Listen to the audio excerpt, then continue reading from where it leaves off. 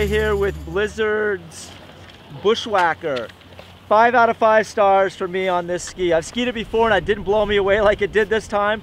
I really love this ski. It really made me feel like I was skiing like a hero, which says a lot. It's very stable, very predictable, but yet playful at the same time. I could throw it around, it would hold an edge, you could take it in the bumps, ski anywhere really on the mountain except for maybe real cruddy deep stuff. So this ski is awesome, it's fun, it holds, and it makes you feel like a hero.